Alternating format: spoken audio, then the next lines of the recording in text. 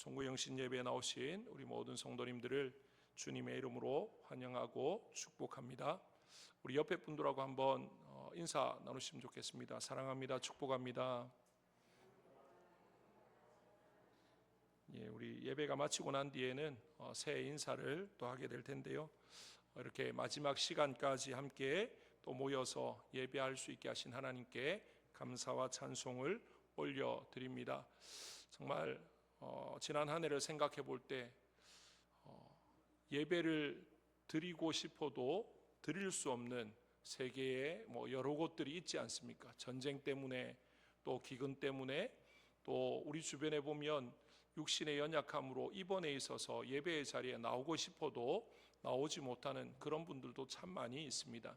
그럼에도 불구하고 우리는 예배의 자리에 나와서 또 예배할 수 있고 또 이 마지막 시간까지 또 하나님 앞에 예배함으로 이 한 해를 마무리할 수 있다는 것은 정말로 놀라운 은혜고 또 큰 복이 아닌가 그런 생각이 듭니다. 오늘 사도 바울의 이 에베소 교회 장로들을 향한 고별 설교를 통해서 이 한 해의 우리의 삶을 한번 돌아보았으면 좋겠습니다.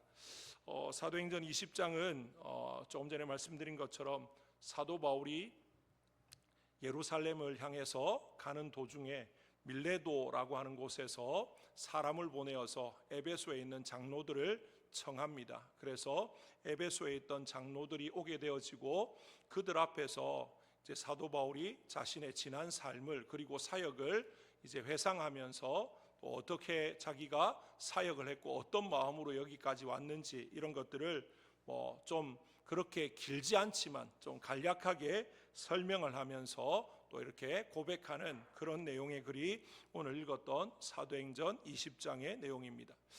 어떻게 보면 사도 바울에게 이 에베소 교회는 1차, 2차, 3차 선교 여행 가운데 이 전도 여행 가운데 여러 지역, 소아시아의 여러 지역을 다니면서 또 복음을 전하고 교회를 세우고 또 성도들을 훈련하고 많은 일들을 했습니다.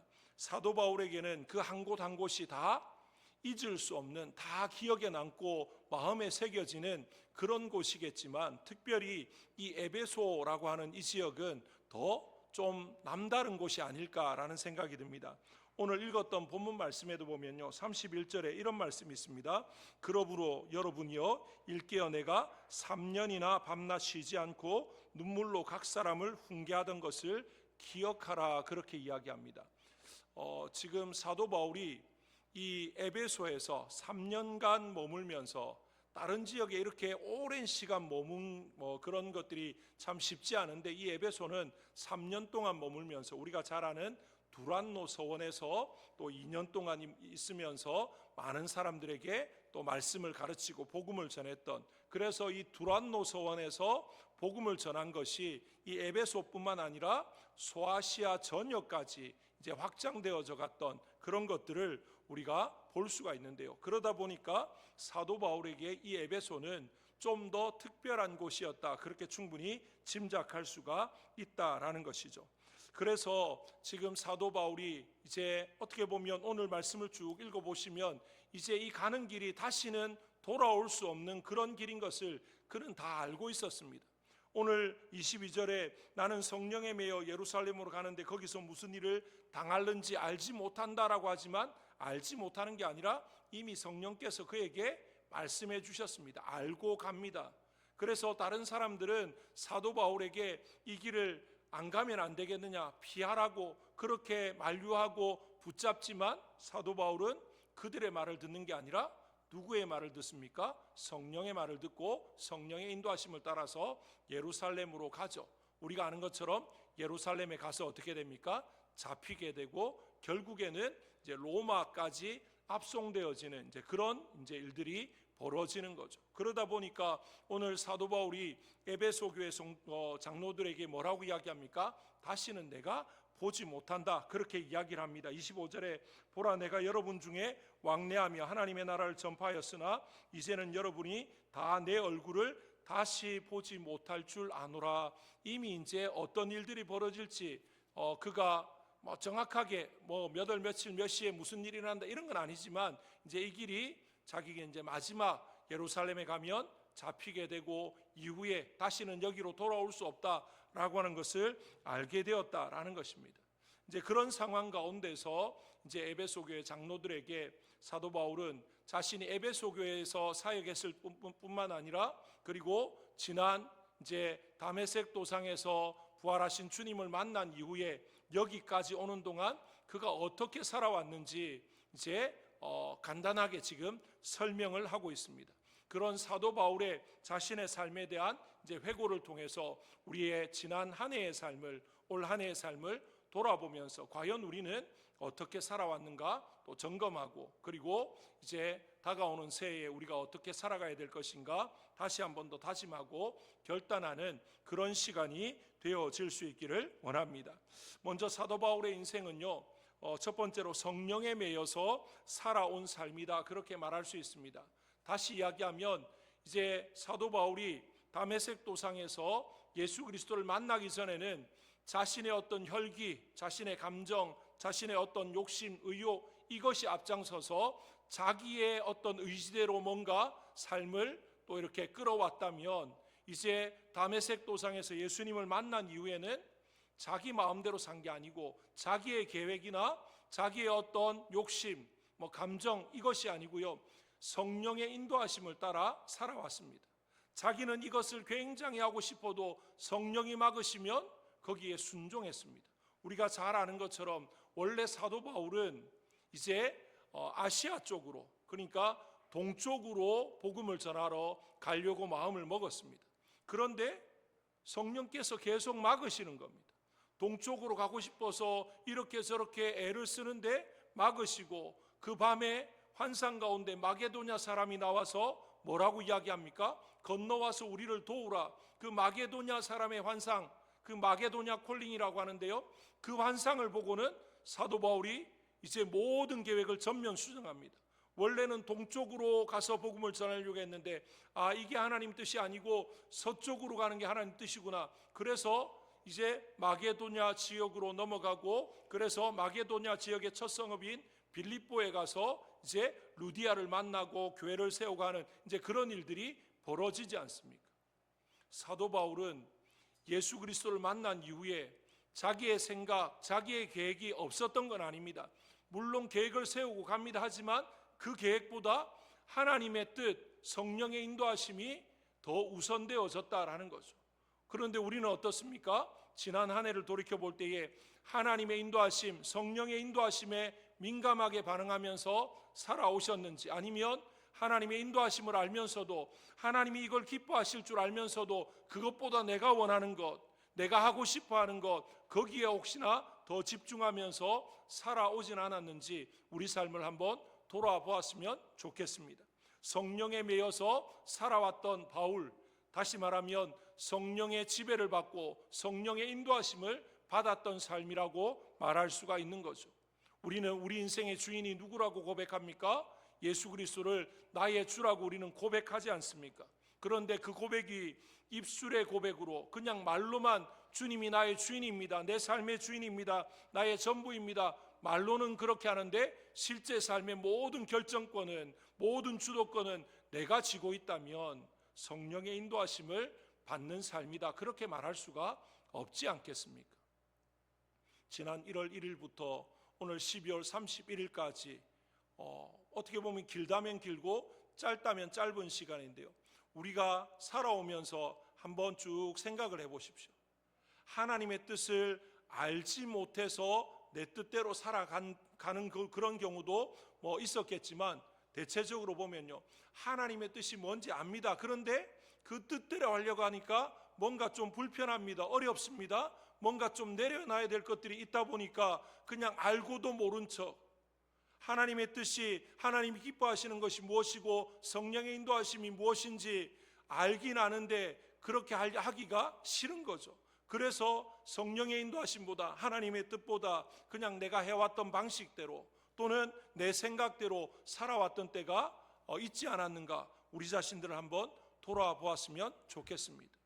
지나온 시간은 어떻게 할 수 없겠지만 이제 이 연말 이 마지막 시간에 우리의 지난 삶들을 돌이켜보면서 하나님의 뜻이 아니라 성령의 인도하심이 아니라 내 뜻대로 내 생각대로 내 경험대로 관습대로 습관대로 살아왔던 모든 것들 다 내려놓고 이제 새해에는 온전히 주님의 뜻을 붙쫓아서 성령의 인도하심에 민감하게 반응하면서 모를 때는 주님이 가르쳐 주실 때까지 주님 내가 움직이지 않겠습니다. 나아가지 않겠습니다. 주님 말씀하여 주옵소서 그렇게 기도하면서 주님의 때를 기다릴 줄 아는 그런 삶이 되어지고 이제는 더 이상 하나님의 뜻과 내 생각 또는 하나님의 뜻과 세상의 풍조 하나님의 뜻과 세상 사람들의 모든 것들 이런 것 사이에서 더 이상 고민하거나 갈등하거나 저울질하는 것이 아니라 온전히 하나님 편에 서서 또 성령의 인도하심을 따라서 살아가기로 다짐하고 결단하고 나아가시는 저와 여러분 되시기를 주님의 이름으로 축복합니다.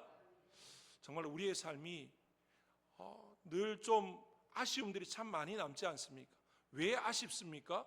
그때 하나님의 뜻이 뭔지 모르지 않았습니다. 알았습니다. 그런데 그렇게 하지 않고 내 뜻대로 하니까 어떻게 됐습니까?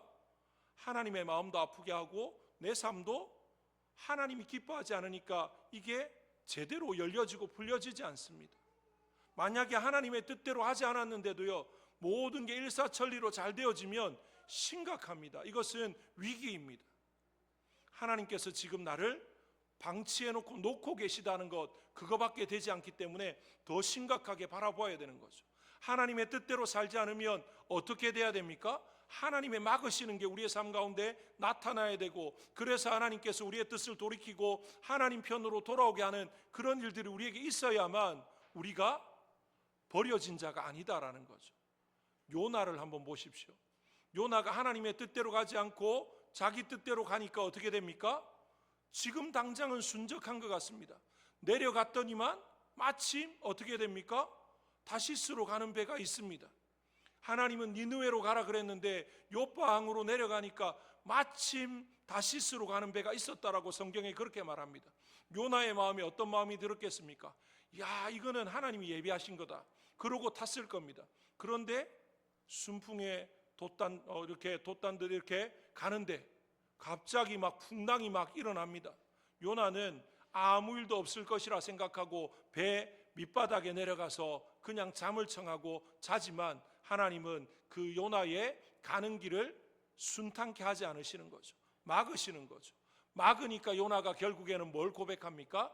이 길이 하나님이 원하시는 길이 아니었고 내가 하나님의 말씀을 거역했다는 것, 그래서 이 모든 것들이 나 때문이라는 걸 분명히 고백하게 만드십니다. 그리고 하나님은 하나님의 방법으로 요나가 순종해서 가게 되어지면 가는 시간보다 훨씬 더 빠른 시간, 더 단축된 시간에 니느웨까지 가도록 물고기를 통해서 요나를 니느웨 앞바다 해변까지 옮겨 놓으시는 그런 놀라운 역사를 보게 되는 거죠. 정말로 하나님께서 우리에게 원하시는 삶이 분명히 있습니다. 그 삶을 우리가 100% 알지는 못하지만 살아가면서 느낍니다. 아, 하나님이 나에게 이걸 원하시는구나. 하나님이 이렇게 하기를 지금 기대하고 계시는구나. 아는데 지나온 세월 우리가 그걸 무시하고 그걸 외면하고 그걸 못 들은 척하고 아닌 척 그러면서 지나오면 시간이 지나면서 우리의 마음에 무슨 마음이 듭니까? 후회가 되고 아쉬움이 되는 거죠. 그때 내가 그렇게 했으면 시간을 좀 더 단축할 수 있었을 텐데, 그때 내가 그렇게 했으면 하나님이 예비하신 그런 복과 은혜를 내가 좀 경험했을 텐데, 그런 아쉬움들이 남을 것입니다. 그런데 아직도 늦지 않았습니다. 그런 아쉬움이 드신다면 이제 그 아쉬움을 더 이상 아쉬움으로 후회로 남기지 않으면 되는 거죠. 이제부터는 하나님이 우리를 인도하실 때, 성령께서 우리를 이끌어 가실 때 어떻게 하면 됩니까? 거기에 모든 것들을 맡기면 되는 것입니다. 성령님이 우리를 인도해 가시는데 그 인도하심에 우리가 우리의 모든 것들을 맡겨버리면 그냥 그 인도하심에 순응해서 편하게 갈 수 있는데, 거기에 거역하고 거스르면 굉장히 힘듭니다. 힘은 힘대로 빠지고 모든 것들은 정말 너무나도 말할 수 없는 그런 나락으로 떨어질 수밖에 없다라는 거죠. 사도 바울 보십시오. 사도 바울은 자기 딴에는 열심히 한다고 잘한다고 했지만 하나님의 뜻이 아니니까 하나님이 그를 그냥 우리 부활하신 주님이 빛 가운데 부르시기만 해도 거꾸라지고 눈이 다 가려지고 완전히 엉망이 되지 않습니까? 그러고는 우리 주님께서 그를 다시 세워서 제 이방의 사도로 부르시고 또 그를 사용하시는 그런 모든 것들. 그래서 사도 바울은 결단하고 그 순간 이후로는 어떻게 살아갑니까? 철저하게 성령에 매여서 살아가는 그런 삶이었다라는 거죠. 저와 여러분도 지나간 시간들은 어떻게 할 수 없지만 이제 2024년 12월 31일 오늘 이 시간 이후로는 우리가 이 땅에서 얼마나 살지 아무도 알지 못합니다.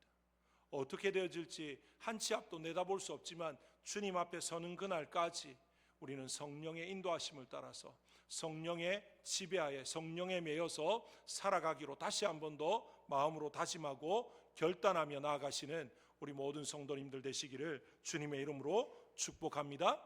그 다음에 사도 바울의 인생은요, 그의 인생의 유일한 이유자 목표가 바로 한 가지밖에 없었습니다. 그게 무엇이었습니까? 복음이었습니다. 그는 살아도 죽어도 오직 복음만을 위해서 그는 존재한다라고 말하고 있지 않습니까? 오늘 읽었던 20장 24절 말씀, 우리가 잘 아는 말씀인데요, 다시 한번 같이 한번 읽어보겠습니다. 24절입니다. 시작. 내가 달려갈 길과 주 예수께 받은 사명 곧 하나님의 은혜의 복음을 증언하는 일을 마치려 하면은 나의 생명조차 조금도 귀한 것으로 여기지 아니하노라. 아멘. 사도 바울이 지금 이렇게 말만 하는 게 아니고요, 사도 바울의 인생을 보면 진짜 복음을 위해서 생명을 걸었던 사람입니다. 사도 바울이 자기가 복음 때문에 어떤 고초를 당했는지 어떤 힘든 일을 겪었는지 쭉 읊어가는 그 성경 구절 다 아실 겁니다.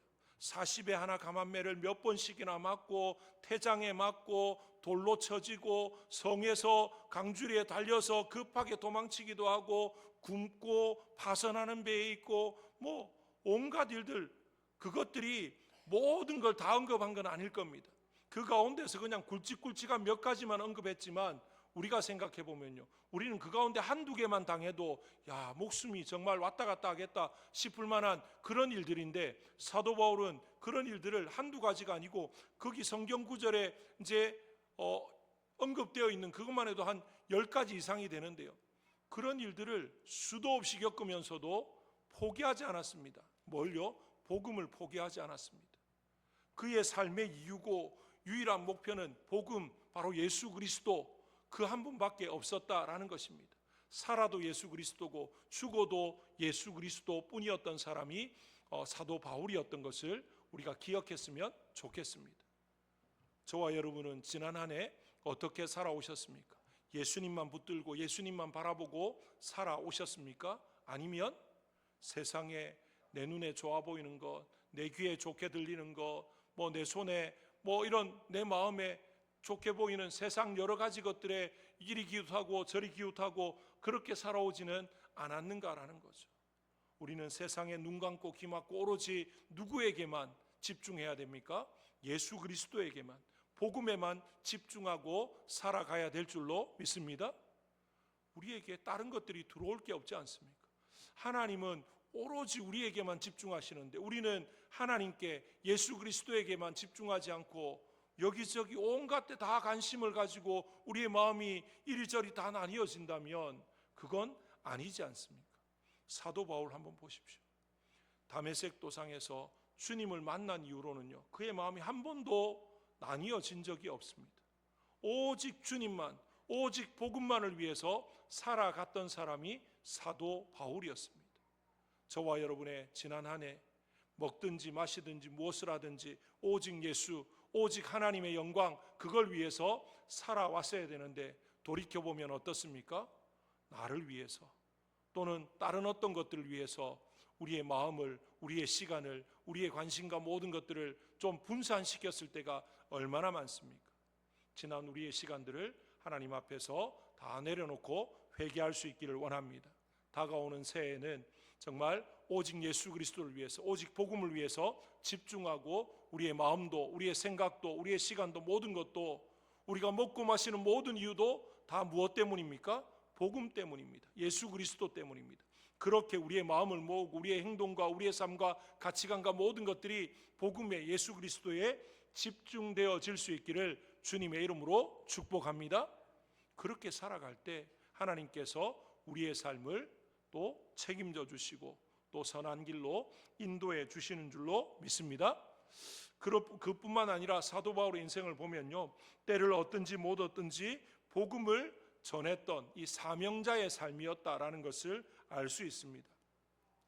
오늘 말씀해 보면 이렇게 말합니다. 26절에 그러므로 오늘 여러분에게 증언하거니와 모든 사람의 피에 대하여 내가 깨끗하니 이는 내가 꺼리지 않고 하나님의 뜻을 다 여러분에게 전하였음이라. 그렇게 지금 말하고 있습니다.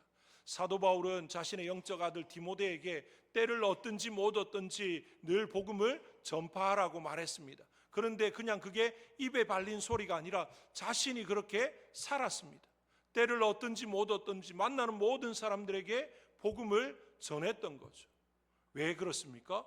하나님께서 자기를 그 일을 위해서 부르셨다라는 걸 분명히 알았기 때문에 그렇습니다. 오늘 이 자리에 예배하는 저와 여러분, 하나님이 왜 우리를 구원하셨습니까? 왜 우리를 부르셨습니까?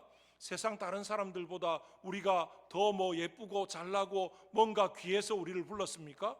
아니요. 세상에 보면요, 객관적으로 보면 우리보다 더 잘나고 우리보다 더 존귀한 또 더 이렇게 있어 보이는 괜찮은 그런 사람들 얼마든지 많이 있지 않습니까? 그런데 왜 우리를 부르셨습니까? 우리를 통해서 그들에게 이 복음의 놀라운 소식을 전하게 하려고, 사명을 감당하게 하려고 우리를 부르신 줄로 믿습니다. 하나님의 부르심의 목적을 분명히 알고 살아가는 것이 하나님의 기쁨이 되어지는 것이죠. 한번 생각해 보십시오. 이 마이크의 목적은 소리를 좀 크게 하는 그게 목적입니다. 그런데 이 마이크를 사용했는데 전혀 소리가 크게 안 된다. 그러면 여기에 더 이상 둘 이유가 없죠. 그렇지 않습니까? 하나님이 우리를 부르실 때에는요, 1차적으로는 우리를 하나님의 자녀 삼으시고 구원하셔서 영생을 주시고자 하는 그 1차적인 목적이 있습니다. 그런데 그뿐이 아니라 우리를 통해서 하나님의 비밀, 그리스도의 비밀을 세상 가운데 드러내고자 하는 것, 그게 있는데 우리가 그 비밀을 드러내지 않고 그냥 세상 가운데서 우리가 하고 싶은 대로 하면서 살아간다면 하나님의 부르심의 목적과는 완전히 무관한 삶이 되지 않습니까? 그러면 하나님께서 더 이상 우리를 들어 사용하시지 않을 뿐만 아니라 우리를 어떻게 하시겠습니까? 놓아버리는 거죠. 이스라엘의 초대 왕이었던 사울 한번 보십시오. 하나님께서 그가 겸손히 생각할 때, 그가 정말로 하나님 앞에서 낮은 자로 나는 아무것도 아니라고 생각할 때는 그를 들어서 이스라엘의 왕이 되게 하셨습니다. 그런데 그 하나님의 은혜와 모든 것들을 잊어버리고 자신의 어떤 것들을 드러내고 교만해질 때 어떻게 됩니까? 하나님이 자기를 왕으로 세우신 그 목적을 제대로 알지 못하고 엉뚱한데 자기에게 집중하고 자기를 높이는 데 집중하다 보니까 결국에는 어떻게 됩니까? 하나님이 그를 버려버립니다. 심지어 하나님이 사무엘을 통해서 그에게 뭐라고 이야기합니까? 내가 사울을 왕 삼은 것을 후회한다, 그렇게 말씀하십니다. 하나님이 후회하신다, 이 말은 하나님의 마음이 얼마나 아프셨다는 겁니까? 하나님이 그 때문에 얼마나 진노하셨다는 겁니까? 우리의 삶이 그러면 안 되지 않습니까? 정말로 저와 여러분의 삶은 하나님의 마음을 아프게 하는 삶, 후회하게 하는 삶, 진노하게 하는 삶이 아니라 스바냐 3장 17절에 나오는 것처럼 하나님이 우리를 바라보시면 기쁨을 이길 수 없는, 정말로 우리를 보면서 너무 기뻐서 어쩔 줄 몰라 하는 그런 삶이 되어야 될 줄로 믿습니다. 지난 한 해의 삶은 혹시나 그렇지 못했다면 앞으로 주어지는 2025년 새해에는 하나님의 기쁨이 되어지고, 하나님이 우리 교회만 생각하면, 우리 교회 모든 믿음의 가정들만 생각하면, 우리 성도님들만 생각하면 하나님이 너무 기뻐서 정말로 입가에 미소가 번질 뿐만 아니라 정말로 박장대소하면서 웃으면서 기뻐하면서 천국에서 그 보좌에서 일어나서 정말로 우리를 향해서 박수를 칠 수 있는 그런 하나님의 모습이 좀 떠오를 수 있는 그런 우리 교회, 우리 모든 믿음의 가정, 우리 성도님들 되어질 수 있기를 주님의 이름으로 축복합니다. 그런 삶이 어떤 삶입니까? 주신 사명을 감당하는 삶입니다. 뭔가 큰 업적을 이루는 것이 아니고요, 우리를 부르신 목적, 복음을 전하라고 불렀기 때문에 복음을 전하는 겁니다. 오해하지 마시기 바랍니다. 복음을 전하는 것은요, 교회 데리고 와서 앉히라는 말이 아닙니다. 우리가 만나는 모든 사람에게 예수 그리스도가 길이요 진리요 생명인 것을 전하라는 것입니다. 우리의 입술로 전하고 우리의 삶으로 전하고 우리의 모든 것을 통해서 그 진리를 드러내라는 것입니다. 그게 바로 우리를 부르신 목적이라는 거죠. 그게 우리에게 주어진 사명이다라는 것입니다. 내년 한 해 우리 교회가 존재하는 이유는 뭐냐면요, 하나님이 이 땅 가운데서 우리 교회를 통해서 이 지역사회, 우리 대동면에, 김해에, 또 부산에 이 나라 민족과 또 세계와 열방 가운데 주의 복음을 전하게 하려고 우리 교회를 존재시켜 주시는 줄로 믿습니다.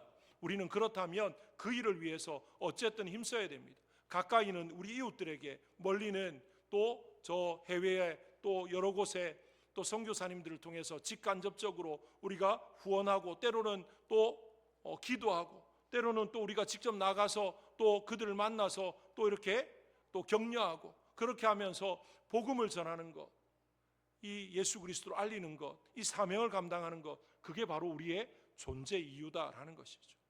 그런 삶을 살아가서 내년 한 해 정말 하나님을 더욱더 기쁘시게 해드리는 저와 여러분의 삶이 되시기를 주님의 이름으로 축복합니다.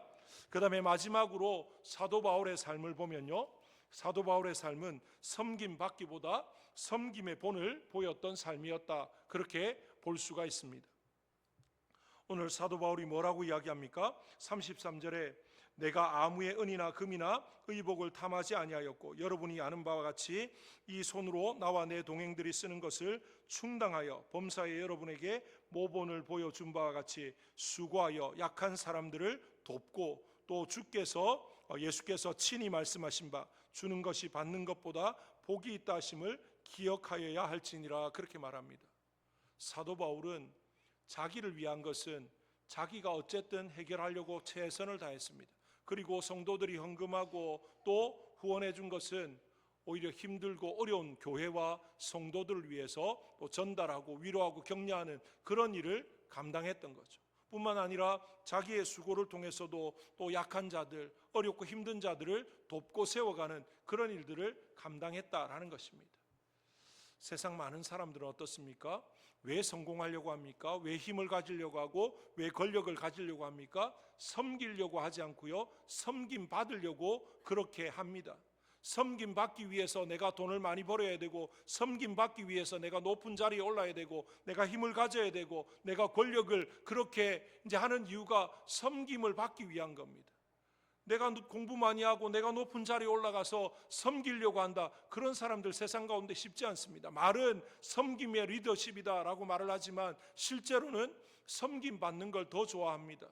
혹시 우리 안에도 다른 사람들이 나를 좀 세워주고 높여주고 섬겨주기를 바라는 그런 모습들이 지난 한 해 가운데 많지는 않았는지 우리 자신들을 돌아보았으면 좋겠습니다. 주님은 어떻게 하셨습니까? 주님은 몸소 제자들의 발을 씻겨 주셨습니다.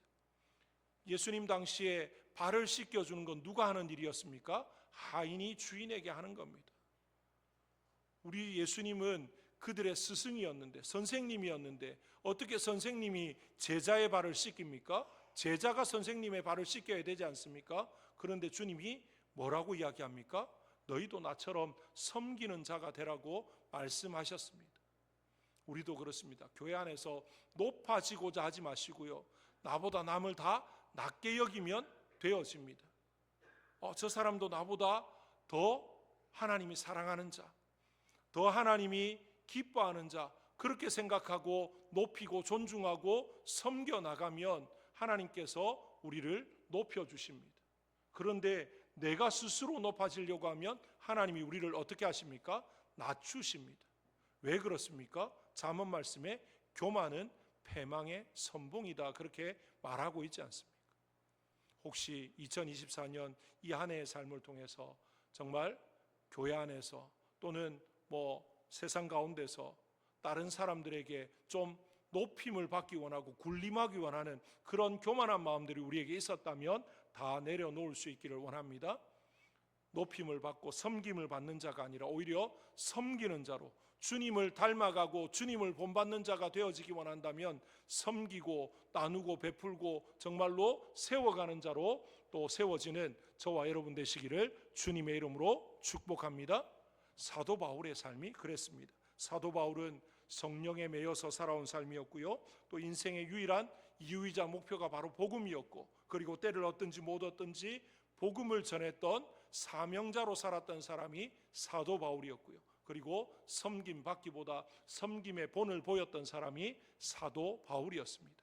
저와 여러분 모두가 정말 지난 한 해 이런 모습 가운데 부족함이 있었다면 이 시간 하나님 앞에 회개하고 다가오는 새해에 사도 바울처럼 정말 성령에 매여서 그리고 복음을 위해서 또 사명자로 또 섬기는 자로 살아가시는 우리 모든 성도님들, 또 우리 모든 믿음의 가정 되어지시기를 주님의 이름으로 축복합니다. 우리 시간에